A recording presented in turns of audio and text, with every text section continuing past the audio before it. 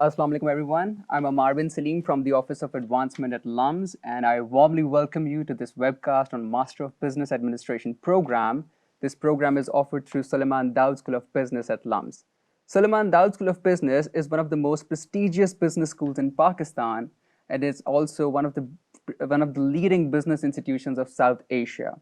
SDSB has a proven record of producing industry leaders and effective managers, and it's also Pakistan's first and the only business school to have gained the AACSB accreditation. Talking about the goal of today's program, the idea is to introduce this program to you, to talk about the program structure, to learn about how we facilitate our students during this 2 years degree program at LUMS, to discover some of the funding opportunities that you can avail to finance your education, and also to take in your questions and have them answered by our very right set of people who are sitting right next to me. So I'm truly honored to have Dr. Tanveer Shahzad with me, Dr. Sayyid Zahoor Hassan, and Ms. Ann Asif Chima. Dr. Tanveer Shahzad is an associate professor of finance, and he is also the program director of MBA at LUMS. He has a PhD degree from University of Groningen, the Netherlands, and he had previously served the Central Bank of Pakistan. I am pretty sure I won't be able to do justice to the introductions of any of our panelists today, especially to Dr. Zahoor's, who has now returned to being a professor at SDSB, but has served LUMS in multiple capacities in numerous ways over 32 years. Ms. Ann Asif Chima is an alumna of SDSB. She graduated with an MBA in 2017 and is currently heading the Safety and Compliance Department at Uber. So a very warm welcome to you as well. Thank you. Okay, to formally begin with our program, Dr. Tanveer, my first question would be to you. If you could first introduce yourself in detail to our audience, plus also, could you talk about the program structure of this program? Thank you, Umar. Thanks for inviting me. As Umar rightly mentioned, my name is Tanveer Shahzad. I am at LUMS since last 9 years almost. I am teaching courses in the area of finance and economics. Currently looking after the MBA program. Amar mentioned that we have 2 years full-time MBA program. This is composed of 22 credit units, 22 units, and each unit is of 3 credit hours, so 66 credit hours. In 2 years, first year our focus is on core curriculum. In core curriculum, we teach courses like marketing, finance, economics, data analytics, business intelligence. And second year is our elective courses. They are half semester courses mostly. And again, you can take 2 sets of courses in fall and 2 set of courses in spring. But in first part of spring, in the second year, you go for MCP, which is the Management Consultancy Project, where our students go to different companies, they stay there. Before starting their 2 years at MBA, they start with summer immersion program. In summer immersion program, because students are coming from different backgrounds, so we teach them about case method pedagogy. We also try to bring up their accounting and finance knowledge. Similarly, we also try to build their quantitative skills. In addition to this, we have experiential learning element. I am sure Dr. Zahoor will be talking about that. Of course. In experiential learning, this is spread over 2 years. In first year, we talk about EL1 and EL2. In experiential learning 1, which Dr. Zahoor looks after, this is about industry analysis. And EL2, we are talking about entrepreneurship, where we asked students to work in groups and they come up with different entrepreneurship ventures. And EL3, as I explained, this is the management consultancy project where students go to different companies and they stay there. This is largely the focus. In addition to that, in semester 3, which is fall of second year, students can also go for exchange program. We have exchange agreements with almost 16 universities. They can go there, they can take courses, they can also interact with diverse people, and then they can come back and they join us in spring. Okay. So I was saying that Anne was continuously vouching when you were talking about the exchange program. She's Yeah. been to one of the exchange programs as well. Yes. Okay, so my next question is to Dr. Zahoor. Dr. Zahoor, why should somebody prefer LUMS MBA over similar programs offered at different universities, at least in Pakistan? Okay. Thank you for this opportunity. You see, I've been associated with this university and with this program for almost now 33 years. And I've seen the evolution of the MBA program. Our MBA program is not a typical MBA program. The original purpose of this program was to develop people who will go out and create an impact. So it's not about just learning about finance, marketing, and so on, other subjects. It's about transforming the individual who gets the opportunity to be part of this program in terms of how they look at things, the way they take on a challenge, the way they make things happen, and they develop a certain set of attributes. So this has been the core approach right from the beginning. And as times have evolved, our program has evolved. From the earlier days, I mean, we had a more, I would say, rigid structure. Now it's much more flexible structure. The elective options have changed quite a bit. And we have, I mean, case method was there as the core philosophy from day one.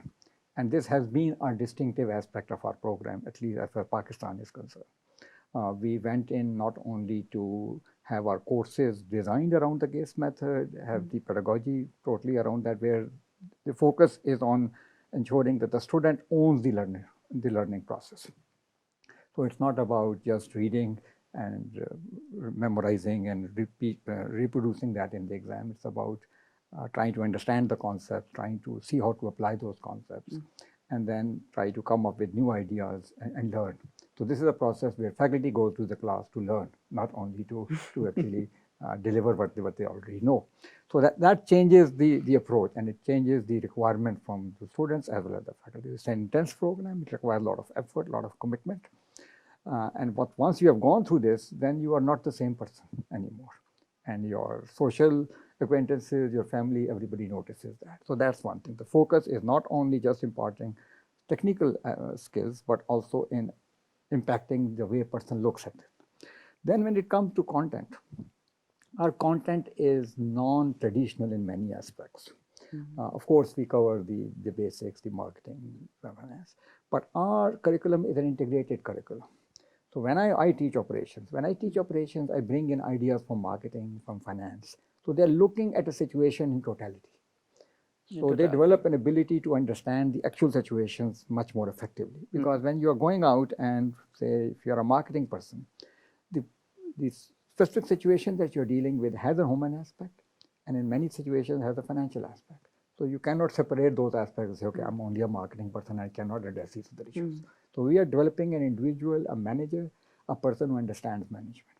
So this happens around the sort of program. So every day when you have about 3 classes, so you're looking at a case, you are analyzing that situation, coming up with your own ideas, you're being challenged by others, and you are contributing. So you're learning in that process. So you're making decisions, you're learning how to communicate, you're learning how to take feedback. So that's the process, so which sort of brings about that transformation. The second thing is the content. We have put in a lot of effort to develop local case studies. Right now, we have more than 800 cases in different areas. So my bulk of my today was spent finalizing a case study, which I'm trying to put in place, which I'll be using next quarter. We continue to go out and see what are the new things which are happening. We try to document that, try to infer some new insights, and then bring that to the class. So it's an evolving program. It's a live, dynamic program where each course is different every time it's offered. So that's the other thing. The second thing is that as technology has evolved, we have tried to leverage that to give our students exposure to new ways of learning. So we use a lot of simulations, we use a lot of material which is available on the web, YouTube and so on. And the other aspect that we have added is that besides looking at situations in the class through written material, we are now trying to take the students to where the real action is. That's where the program, what we call experiential learning, comes in. Okay. So I'll just take a couple of minutes to explain what's the basic idea there. So as soon as the students come in, even in their summer immersion program, I run a small module called the Introduction to Micro Enterprises. I make them go out and spend time with the micro enterprises, go and understand how the guy who's running a small fruit thela or a small khoka, how he runs his business, what sort of a person he is, okay, what are his or her constraints. So they try to understand the business from a very micro level. And although they only have 3 days to do that, I mean, on different occasions, but they try to understand that. So its focus is that you don't learn only in the class. You have to go out and engage with people. So once the first term starts, then we ask them to pick a certain sector. And in that sector, they try to understand how the various companies are positioned in that sector. They have not studied too much by this time because they are just coming in. But they are engaging with the senior management from those companies, understanding how that sector operates. Like this year, we had companies from Sialkot, from Gujranwala and Gujarat. So we are trying to take them to where the real action is, so to say, where the real innovation is in this country. Besides sectors which are traditional sectors like finance and some other sectors also. So they go through that whole process and they try to identify what are some of the challenges of those companies, what could be done to address those challenges, and come up with some very preliminary ideas and try to apply whatever they have learned during that first term to help those companies. And then they make a presentation to that company. So in some ways, we are giving them an introduction to management discipline by actually going out and being in the deep, so to say. So rather than waiting to actually learn from the books. And of course, later on, they go back and try to connect with that. So that's one. The other very important thing is, which I want to emphasize, is that this is a program which requires people who have a desire to do something significant. This is not a program for Me Too people. This is a program for people who have a desire to create an impact. A lot of effort and resources go into providing all that the students need. And this is one of the things that we look at, and we'll probably talk about it later, when we are trying to determine who should join this program. But once a person joins this program, then in many ways, they become world beaters. And you said that, okay, our program is distinctive. Our program by far is the #1 program in the country, there's no doubt. You go and talk to anybody in any business school and say, okay, what's the best program? And they'll say LUMS. If you go and talk to any faculty from IIM or any of the leading business schools in India, they know about us and they will clearly say that, okay, this is a solid program. Okay. And on top of that, I would even say this, that not all of our students, but top 10, 20% of our students can compete with students from any top business school of the world. I see. Okay. Because we are aiming them to be at that level. Okay. So if you're good enough and if you're willing to put in the effort, you can go out and have an international career, and there's record to actually prove that. People have come in here and become global heads for various organizations and have been on fast track. So anyway, I don't know, I can go on for much longer. I'm sure. I think that's enough. So basically, it's a very experiential sort of It's learning process that takes place. You get to learn, you get to transform yourself, you get exposure to the latest things which are happening. It's not bookish. And you get to interact with the who of the business world here. And it's up to you in terms of, I mean, the best way to explain this is, which I think our first director of the school used to say this, that this system is designed to drink from a fire hydrant. So where there's so much coming at you, it depends on your own capacity as to how much you can take. Okay. I think that sums it up all very well. Yeah. Okay, so Ann, coming to you, I'm very sure that our audience wants to hear from you as well. Yeah. My first question to you would be what sort of an impact this MBA has had on you, and how was the market really like when you entered the market? Was it really embracing with the LUMS graduate coming in?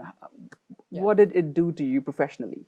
Yeah, so I remember when I was planning to do my MBA, and one of the things that I'd heard in the market was that with the LUMS MBA, there's so much of goodwill and good name around this that you're when you get a job, your salary increases 2x or 3x than when you came in. For me, the salary increases 10x. So I think in my case, I'm very happy with its at least economic impact on my life. But I think despite going to great schools and despite having my undergrad also from LUMS and then MBA, I feel like an education experience that I have enjoyed the most in my life has been the LUMS MBA program. And I don't say it lightly, I really mean it. I think from being an average, I enjoyed it so much. I think I was one of the batch toppers when I came here because I just enjoyed the education experience itself. And I think there are 3-4 things that make this education experience stand out from any other program. I think one, as Sir also mentioned, that I think there's experiential learning and then there's case studies. So you really have to apply whatever you've learned, and that application is very helpful later in life as well. The second thing I think is just the overall, I think the discussions are extremely diverse and great in the class because of the other peers which have been selected with you, the experience that they bring, and then of course the discussions which are being maneuvered by such experienced faculty at school. And I think I remember before coming here, I used to make it to the final round of every interview, but I wouldn't get the final job. And I remember within the first year of MBA, I think when I sat for my test or for internships, I think I had internships from Unilever, P&G, Coca-Cola, Engro. I got an internship from everywhere. And I think, like I said, within the second year, I think I had a job offer within the start of the second year, and then I had another offer towards the end, and I ended up joining McKinsey as a consultant. So I think in my life, the impact, like the trajectory of my life, I think really changed in terms of economics, in terms of learning, and then in terms of my own skill set with which I could deliver well on my job after going through this rigorous experience. Before coming here, I was a teacher at a non-profit, and I thought कि वो जिंदगी में सबसे मुश्किल चीज़ है. I've never done anything harder than that. But then I came here for MBA. And I think this was one of the hardest. I had to work. I'll be very honest. Yeah. But yeah, I think it was extremely exciting. I sometimes miss the being a part of such a driven environment where everybody is so driven and you want to, like Sir said, I think prove a point and that desire to have an impact with what you have learned over here. I think it's tremendous over here, and that stays with you even when you start working after that. Okay, so Ann, while we're at it, you've talked about how rigorous the program was, and it probably was the hardest thing that you had to at that time. Yeah, absolutely. But what about the university life? Did you get to enjoy that as well? Did you get to participate in the society events and all sorts of events that take place at LUMS? Were you a part of a society or any place else? I feel like LUMS is one program, LUMS MBA, I think, is one program which does not let you not socialize or not let you not participate. I think it's very much rooted in the core of the program. So starting with the small group discussions where you have a mandatory group with which you must have discussion before the class. So you have like 5-6 peers with whom you work and try to understand cases. So you're socializing at that point or you're co-learning together. And I think then there are inbuilt group assignments and there are other work that you have to do together and then large group discussions within the class. So like I said, I feel like you sort of get to socialize in a way that you're learning together as well. I feel like that was inbuilt within the program. And then there are societies for whichever area that interests you, be it finance, be it marketing, be it sales. There are different societies which are in place which you can be a part of. And I think these societies allow you 2-3 things. I think number one, they allow you to just do project management of the entire event. The second thing they allow you is to interact with the industry. So you go and meet industry leaders, you get sponsorships, and you make connections through that. Okay. And I think third, of course, when you're running the event for others, there's co-learning in terms of cases or other events that are happening. So I think you get an opportunity. Like I said, there is no way you can not socialize. I think that social aspect and interactive aspect is inbuilt within the program. Okay. Yeah. I think that explains it very well. Okay, so we have got our first question now, which is from Mr. Asif Hassan, and he's asking what teaching methodology is being used by LUMS for MBA program. I think I should route it to Dr. Tanveer. As Dr. Zahoor mentioned rightly, case-based methodology, that is from our start of the program, we have been using it. And now we have augmented it with the participant-centered learning. Okay. So case-based methodology is one part of it. Another is experiential learning, simulations, right? The whole idea is, it is not the information that is delivered by the instructor. Okay. This is basically, instructor normally talks about 10 to 20% of the airtime in the class. Mhm. It is actually 80 to 90% time students are talking about their experiences in their business, in their in their career, in their job, or in their entrepreneurship even. So basically, participants drive the discussion, Mhm. and they are at the center of the learning point. This is Okay. when we go to the class, we don't go with a preconceived notion that this is going to be the final outcome of the class. Basically, class evolves itself, Okay. right?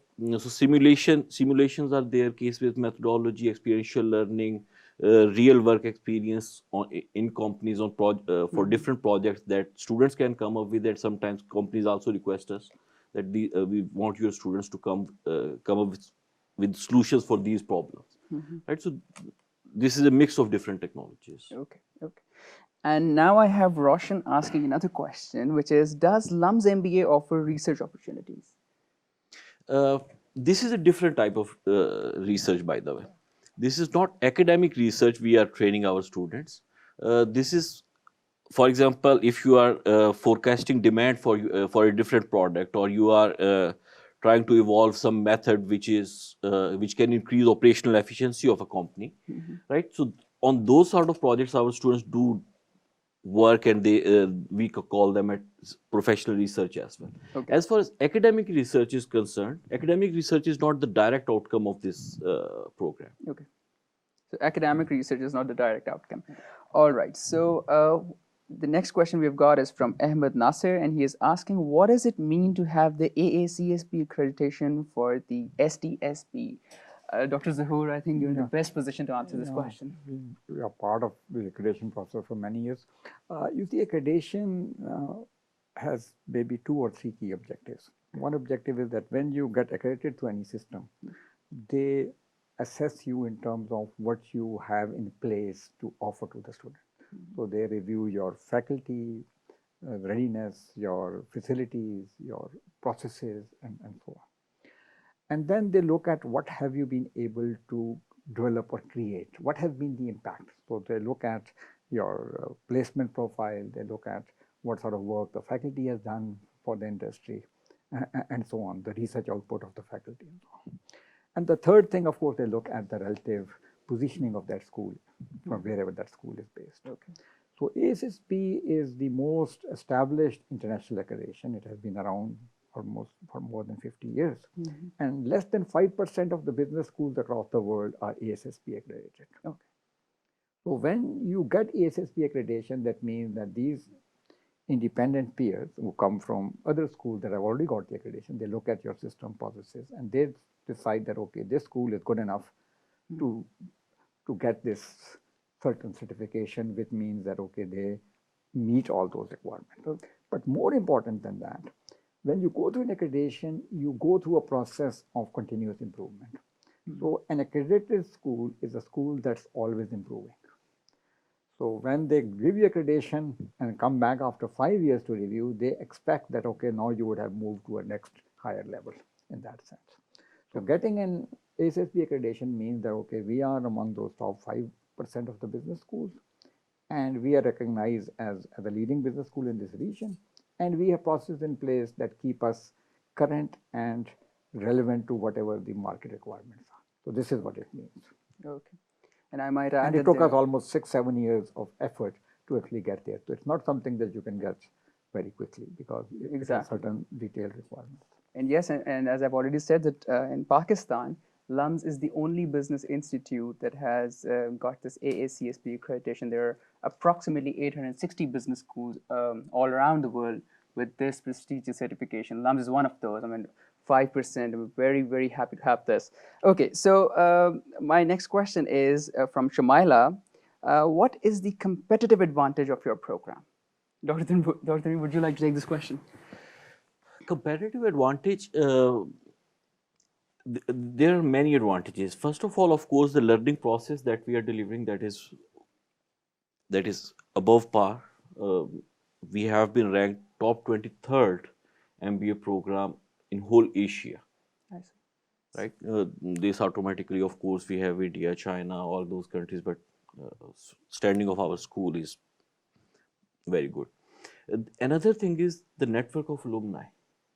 That is a very core strength of us, because alumni start interacting with our current students from summer immersion program. Okay. During this summer immersion program, almost uh, 10 to 20 alumni from different batches, from some graduated in 1980s, some in 1990s, they came and they interacted with students and they guided them that how they can excel in their professional career and what sort of learning they should be looking at during their stay at LUMS. Okay. And the third thing is the culture within the class. Because one thing is instructor is talking to them, but another is because there are so many people coming from different companies and from different different and diverse backgrounds. When they talk to each other and they talk about different problems, they their whole thought process actually refines. Okay. So these certainly put our students at a very good advantage as compared to many other universities. Okay. Of course. I would like to add. Of to course. that. You see, in any academic institution, there are maybe 4 things which leads to whatever that institution is able to deliver. One of the most important of those 4 dimensions is the quality of your peers, the students, the other students. Of course. And because you learn a lot, not only from the faculty, but also from the other peers. So our system is such that the profile of our class is by far the best profile that you can find in any business school in this country, in terms of their background, the diversity of the background, in terms of the academic preparation, in terms of their experience. So that's number 1. Second aspect is the faculty. If you look at the faculty teaching in the MBA program at business school, and look at their experience, look at what they have accomplished, look at where they have studied, and how well connected they are with the industry.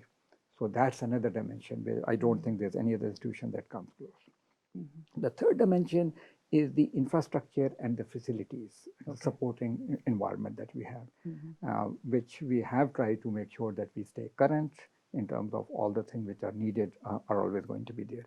We set up the classroom architecture which everybody else has copied in this country.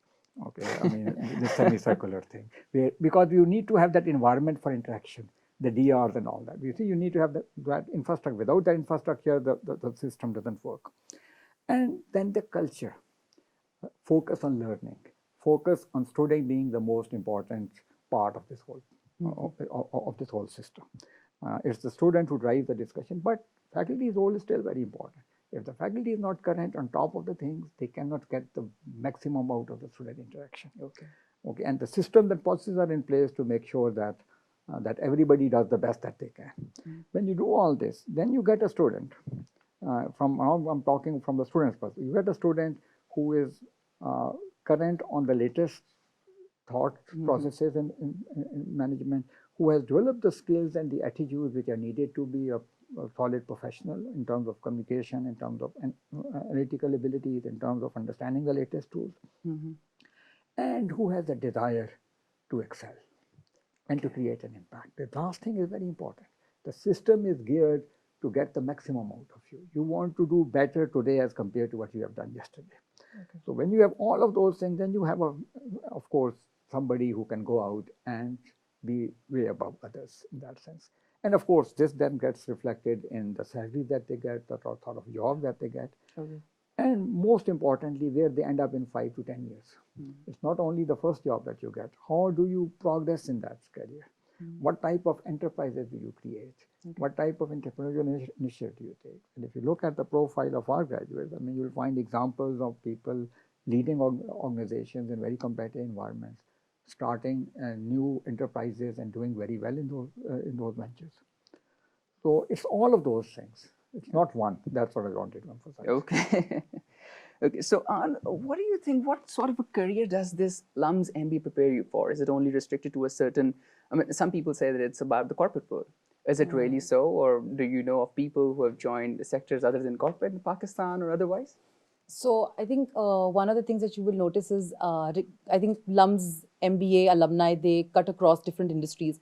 Today, if you go to any kind of industry, be it technology, be it FMCG, be it non-profit, you will often see your LUMS alumni and seniors leading the way over there. I think not just Pakistan, but even Middle East for that matter now. And I think while the core courses over here, they teach you general management overall, and I think all the different facets of general management. I think the key thing that the MBA program in the 2 years tries to teach you is how to structure a problem, and then how to look for answers, and perhaps where to look for answers. And I think that skill, once you have, you can apply it in different areas. So for example, while I wanted to go into marketing, I remember I ended up joining consulting, where I had to, my first project was public sector. So I think I was still ready to add value over there. Then the next was core marketing, and the third was digital payments. So I think it was very different in all of them. But I think like how case methodology, I think, teaches you is just to identify the problem, structure it, and then you see how what are the different ways in which you can approach the problem. So I think that is applicable in different places. And while I think I wanted to be a marketer, I think I would make Zahoor Saab very proud. I'm working in operations now. So I think over time I realized that's where the real fun is at. So now I'm in operations. So evidence of the fact They're all that interconnected. Sorry? All of these things. Yeah. So again, the evidence of the fact that MBA is relevant everywhere. Yeah, it is. And our next question is pretty relevant to what we have just talked about. That how would you say an MBA is still relevant in today's complex and detailed business world, the world that's always changing? So the relevance of an overall MBA's program is relevant for everyone, but I think it's sometimes more relevant for certain people. So for example, if anyone wants to change in industry, or if anyone wants to, if it's an engineer or a doctor or a pharmacist or somebody from a social sciences background, I feel like it's very important, some skill set that you need, which are needed to solve a business problem, be it basic accounting, be it basic marketing, be it operations. I feel like that understanding is very important. And I think even if you have a business background in your undergrad, I think that it takes your understanding and your skill set to a higher level. And I think so right after an MBA program, you can join at a managerial role where one of the things that a manager will always need is strategic thinking. And I think that is one thing that an MBA program, at least the LUMS MBA program, teaches you. So I think you're not just there to implement, but rather you're there to take the data, analyze it, and make the strategy, and then you lead through that. So I think with that, strategic thinking is a skill that I think because of which MBA remains very relevant, and it allows you to take up managerial role very quickly right after graduating. Okay, that's very detailed. Thank you very much, An. The next question is from Saf, and he is asking, what type of industries does LUMS MBA graduates mostly land into? Maybe Dr. Zahoor could answer. If you look at, exactly. If you look at any industry, like you look at telecom industry, in telecom industry, if you look at the CXO level, in all the major players, I mean, you'll find LUMS people. If you look at the financial sector, I mean, we have CEO level people there. If you look at the retail sector, we have people there also. If you look at even the software companies now, we increasingly have people there. We have people in police. We have people in public service area also, people with LUMS MBA. So again, I would like to re-emphasize what was said earlier, is that this degree, the way it's designed, prepares you to make things happen in such a way that you are able to analyze a problem or a situation or an opportunity, and then come up with ways of actually following up on that. And the discipline does not matter that much. There are other programs that are available to people who want to be very narrowly focused. If you are very clear that, okay, you want to be a financial analyst and only a financial analyst, a technology sort of a person, then you go and do a degree like that. Similarly, there are other programs where you want to just go into a certain area. MBA prepares you for a management role. And management role, if you look at all the major companies, the role of the individual keeps changing over time. You may start with marketing, you may get a different role, especially if you are going to move ahead into a leadership position. Then you have to deal with all the disciplines. And that's what a good MBA program does. It looks at those things in an integrated way and from a strategic perspective, while understanding the complexities at the operating level also. Okay. So the next question pretty much pertains to the logistics of the program. It's being asked by Ali Mudassir, how can people from other cities like Peshawar take this program? I think it's difficult for him to move. Come to Lahore. Okay, so Ali, you won't be able to take this program if you're not in Lahore. So you'll have to come to Lahore. You'll have to be at SDSB for this program. It is not offered online. Okay, and what is the acceptable GRE general score for MBA? It's being asked by Heather. So Heather, there is no minimum score or benchmark that we have established. You can apply with whatever score you have, and of course, make sure that if you're applying for round one, make sure we have your application before 19th of February. Okay, moving on to some of the more questions that we have got. Okay, how is LUMS MBA a truly global experience, being asked by Fariha? And should I direct this question to you because you've been to Australia, if I'm not wrong, during your exchange program? Yes, and I think so. I think it becomes a very global experience, especially in the second year when you're given, like Sir said, an option out of 16 universities and it's almost 16 countries. Be it if you want to go to the European side, then there's Paris, there's Turkey, there's Korean universities, all the way down south, Australian universities. We had India on the map as well. So I think there's so many different universities to choose from. And then when you go there, I think one of the interesting things that you get to experience is, other than a slightly different form of learning, is the culturally different learning that you have. So I think when I went on an exchange program, and if there were 5-6 courses that I was taking, and there's a group, so you have at least I had students from India, then I had students from Thailand, I had students from Germany and Australia. And I think together that cultural learning is very interesting, how business is done in Japan and how the nuances are different than perhaps business is done in Pakistan. So for example, when I brought my example of how at P&G, how we do marketing by going door to door, that's unheard of because of the human resource cost in Australia. And over there, how digital plays a much more important part in perhaps marketing. So I think that kind of very diverse learning of what business in Australia means compared to business in Pakistan, I think that was, for the same company, was very interesting for me. All right. So, and Amar, I want to add two more things. Our students on demand basis, they can also visit Silicon Valley. Many times, students in summer or in winter break, they can go to Silicon Valley. They can visit different companies, Google, Facebook. Similarly, we have an agreement in China as well, where students can go in different tech centers of China, depending on the security situation. And they can go there, they can visit different industrial processes and everything. So if students are interested, they can go to Silicon Valley, they can go to China, they can even go to Singapore for learning these things. Okay, so they can spend time outside Pakistan as well to get a better understanding of what the business world is all about. But for global, you don't only have to go outside. You see, the way the program is designed, we pick up materials, examples, situations from all over the world. And specifically, I think if, as we all know, that the growth rates in the developing countries are much higher than in the developed, and the future belongs to developing countries. And even the multinationals are now increasingly focusing on those people who understand the developing world. So in that respect, LUMS does a better job than even some of the top schools in the US in terms of preparing you for a career in a developing country environment.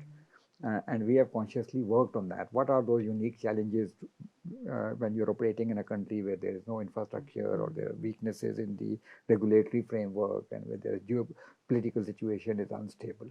So we emphasize those things and through various courses. Actually, I teach a course in this area, which was developed actually for Stanford students to begin with when I was there for 1 year. And now we've been offering those. And similarly, we have innovated in other areas also to bring in those ideas which are at the cutting edge. Okay, all right. Now coming to the brass tacks, Saida is asking, how much does this program cost? Okay, Amar, approximately 500,000 for each semester. So if you have almost 2.2 million, in that case you should be fine. But because Saida is asking this question, so we have generous financial aid available. Especially I want to mention a couple of them.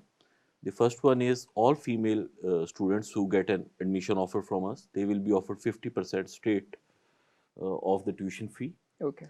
Similarly, all those students who get more than 700 score in GRE or GMAT, they will also get 50% fee waiver. Then we have some merit scholarship. We have also loan options. We have interest-free loan options as well. Okay. All right. So my next question, again, it's Shafak, your question has already been answered. Yes, there's a women's scholarship and it's 50% off the fee that you would have been charged otherwise. Okay.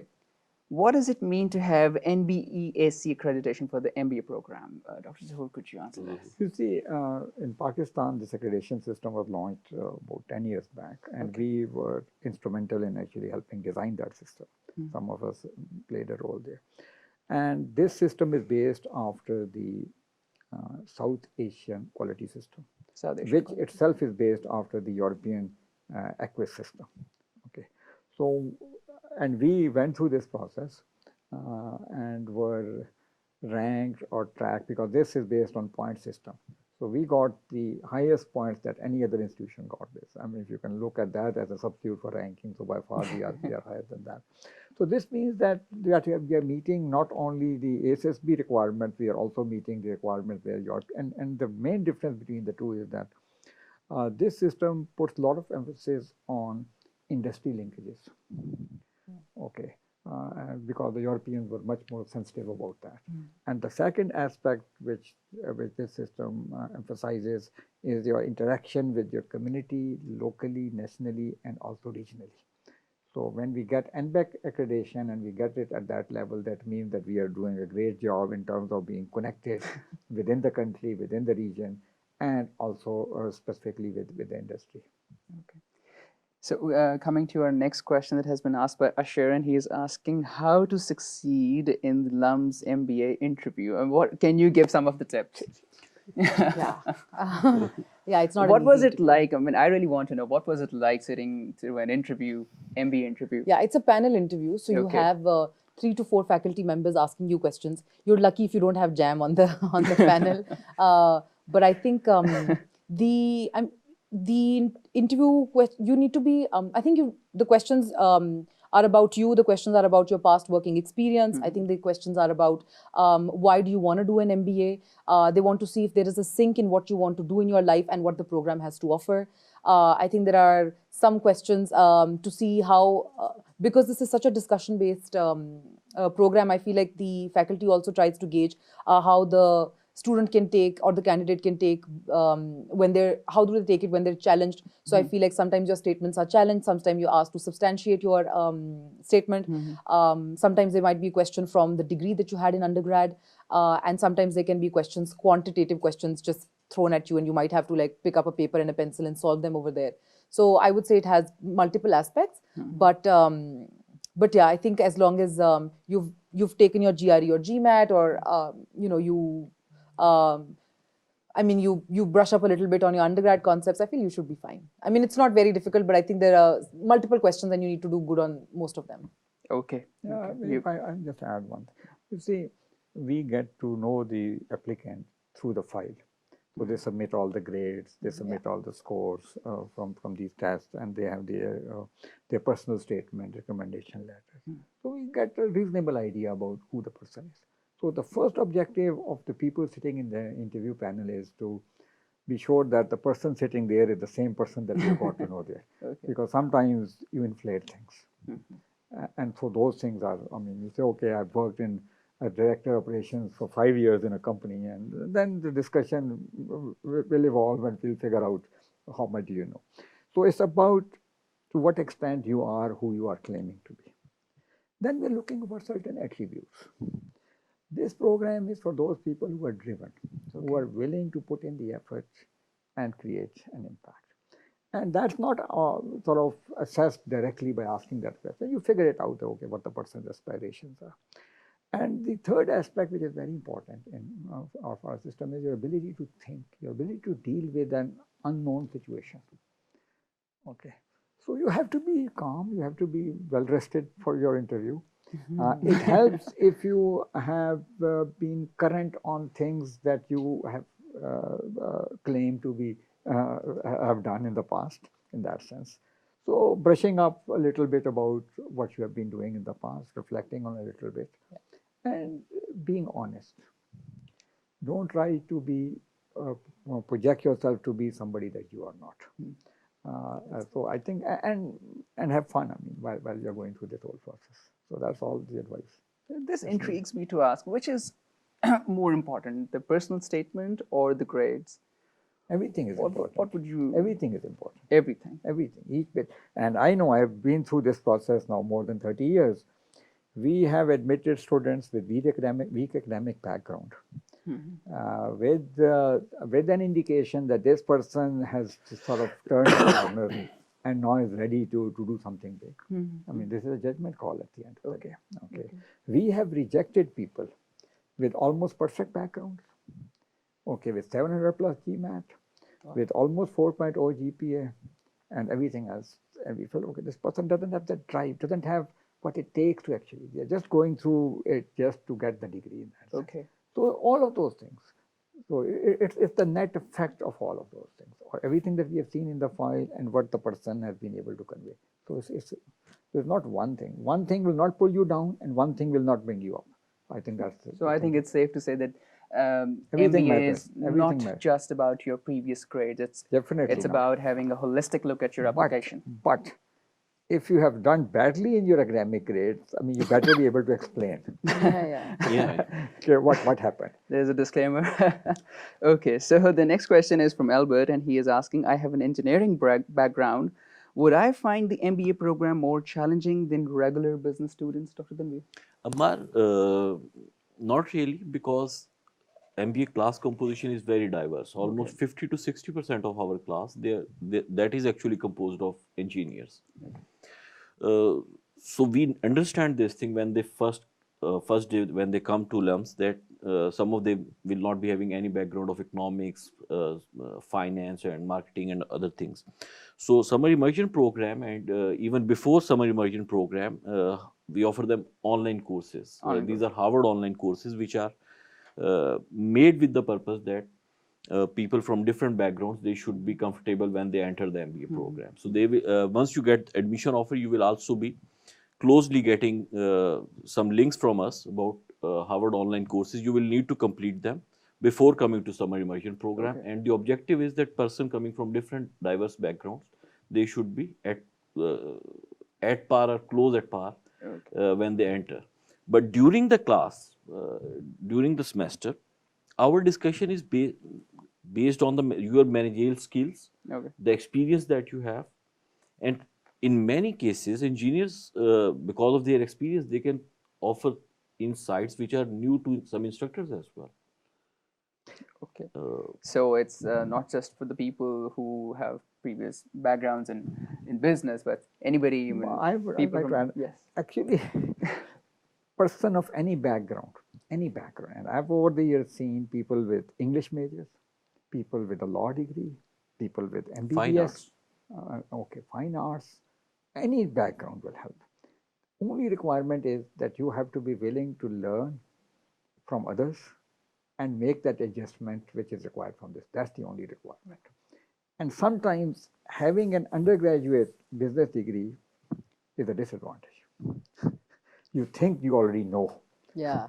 And you discover very quickly that what you know is only at one level and what's expected right now is very different.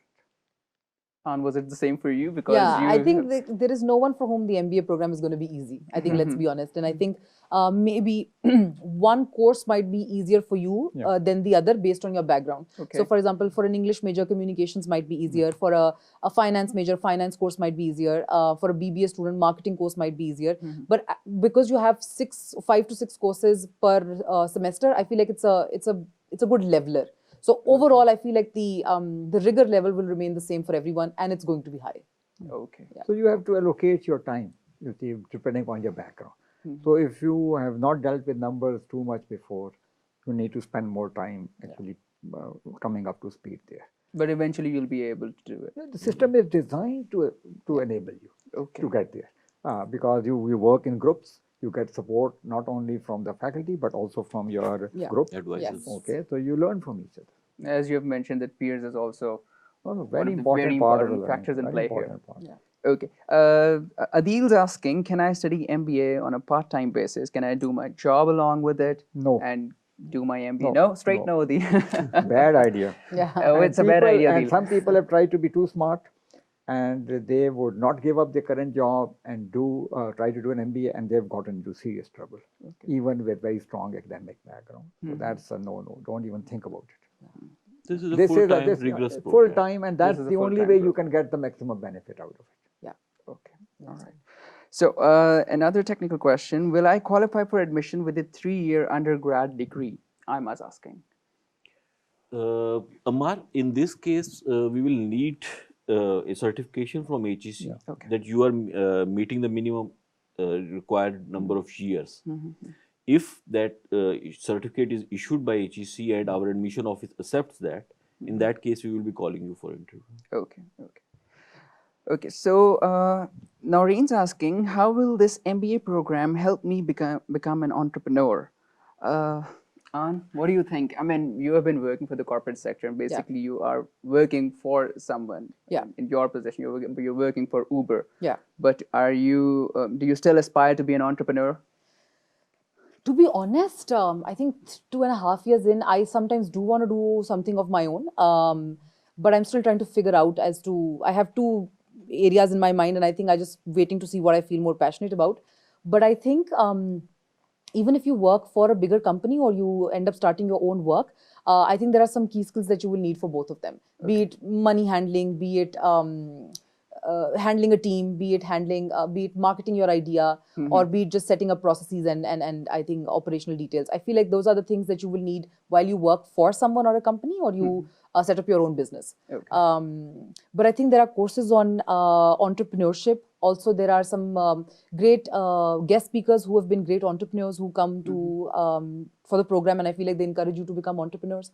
So I think, yeah, if that is what your area of interest is, you can find enough elective courses and inspirations to, and then a great network or peers of people to start up something that you're very passionate about. Okay. Actually, entrepreneurship is in the DNA of the program, and I'll explain why. You see, there are certain things that you need as an entrepreneur. These are functional skills which Ann mentioned, and you get exposure to entrepreneurs, and you learn how to put together a business plan. Yeah. Those are useful things. But there's another thing which is very important. That is willingness to take initiative. In every class, when you're raising your hand, you're taking the initiative, you're taking a risk, and you're dealing with the uncertainty. And that's the important thing in this program. So this program, by definition, actually encourages you to do that.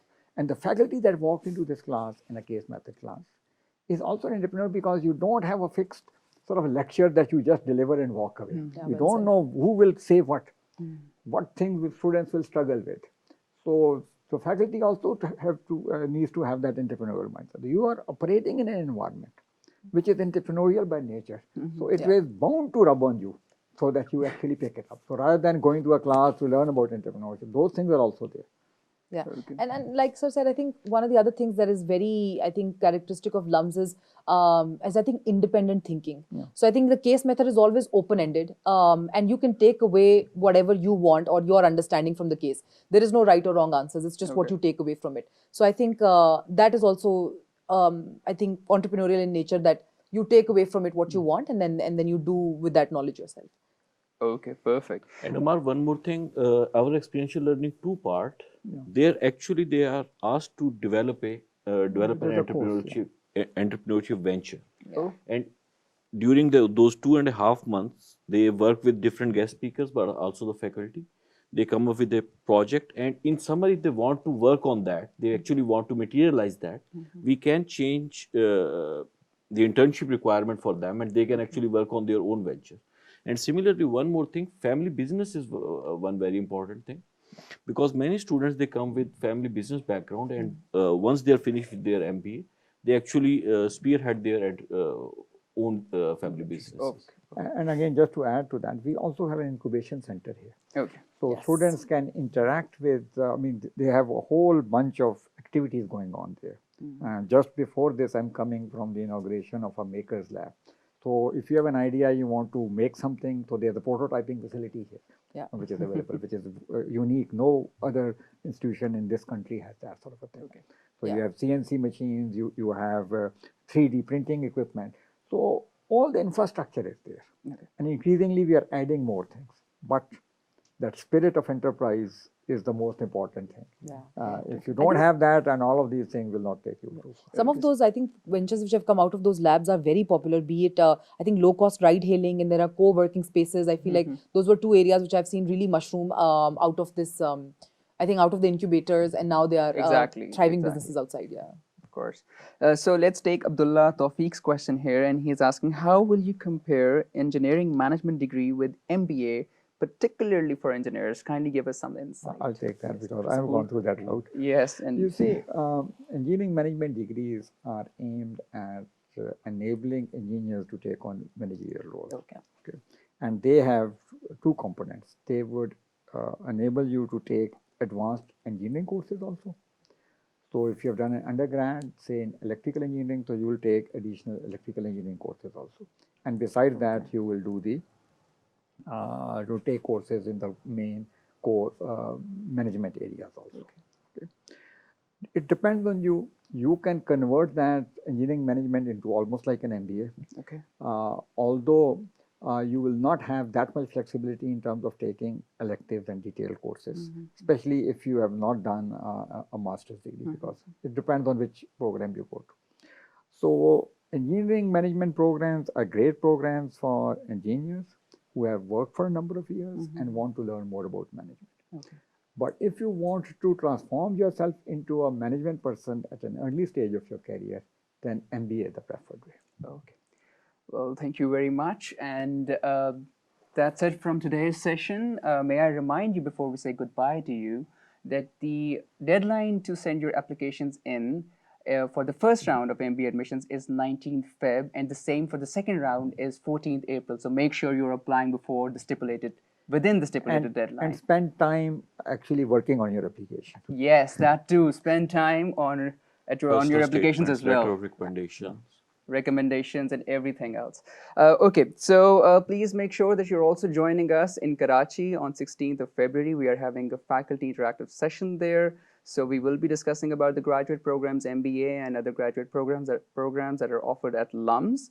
And in case you have more questions, please feel free to write to us at admissions@lums.edu.pk, and we'll try to get back to you as soon as we can. Thank you very much for being a part of this, and stay tuned to our website for further updates, and see you all at LUMS.